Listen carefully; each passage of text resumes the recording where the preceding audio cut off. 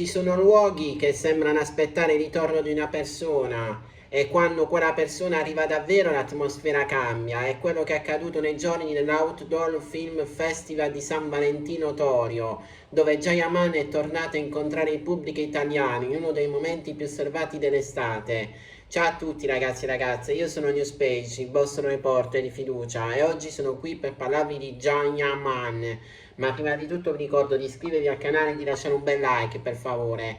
La sua presenza non è passata inosservata, fin dal suo arrivo centinaia di fan si sono radunati per salutarlo, scattare una foto o semplicemente vederlo da vicino. Non era soltanto la visita di un attore famoso, per molti era il ritorno di un volto che negli ultimi anni ha costruito un legame particolare con l'Italia.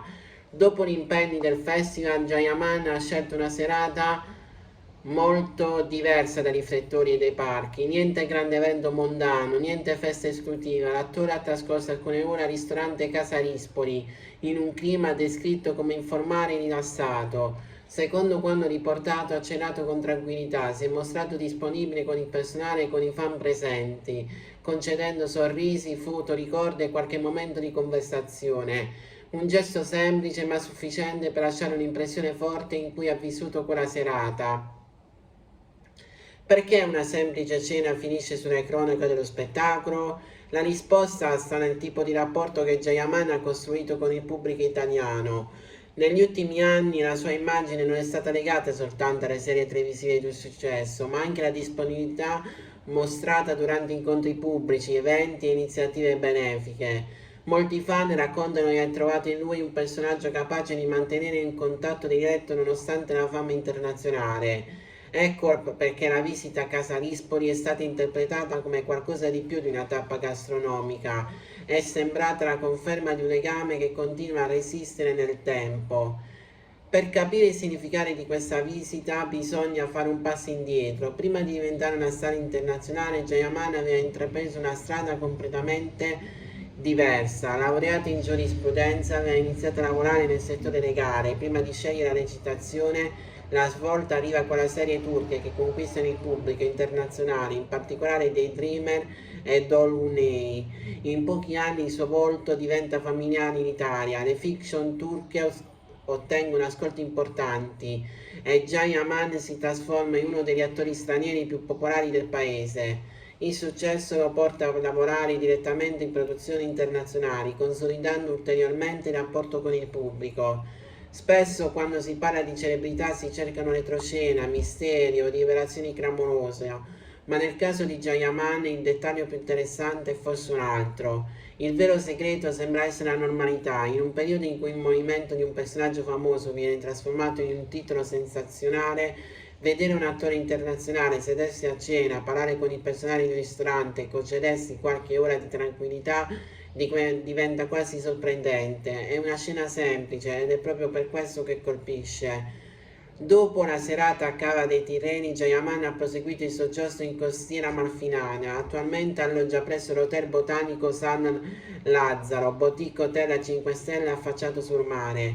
La scelta di Maiori non appare casuale, la costiera amalfitana è da tempo una delle destinazioni preferite da artisti e personaggi internazionali che cercano un equilibrio tra privacy, bellezza del paesaggio e ospitalità. Dopo gli impegni del festival, il soggiorno sembra rappresentare un momento di pausa prima dei prossimi progetti professionali. E qui emerge la domanda più interessante: quanto è difficile essere Jayaman oggi? Da una parte c'è l'attore che lavora su produzioni internazionali e costruisce una carriera sempre più ambiziosa, dall'altra c'è il personaggio pubblico osservato in ogni dettaglio. Una cena, un albergo, una passeggiata sul lungomare possono diventare immediatamente notizia. Nel corso degli anni lo stesso Jayaman ha parlato più volte delle difficoltà di gestire la fama e l'esposizione mediatica ha spiegato di preferire che siano il lavoro e i progetti a parlare per lui, piuttosto che il rumore continuo del gossip. Ed è forse questo il punto centrale di tutta la vicenda. Dietro il personaggio esiste una persona che cerca momenti di normalità, anche quando ogni gesto viene osservato da migliaia di persone. La serata di Jayaman a Cava dei Tirreni, vista da lontano, potrebbe sembrare una semplice notizia estiva, ma guardandola meglio racconta qualcosa di più profondo.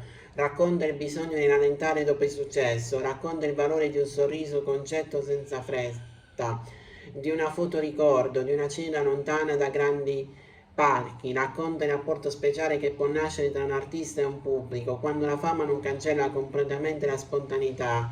E forse innamorare è proprio questo, la vera forza di una celebrità non si misura soltanto nei numeri, negli ascolti o nei follower, ma nella capacità di restare umana quando tutti la guardano come un simbolo. Per una sera, tra le luci della costiera e i tavoli di un ristorante di Cava di Tirreni, Jayaman non è stato soltanto una star internazionale, è stato un uomo che si è fermato a respirare, a sorridere, a condividere un momento semplice con le persone che continuano a seguirlo. E forse proprio questa, più di qualunque cosa, è la notizia che divide davvero, scoprire che dietro il personaggio esiste ancora una persona reale.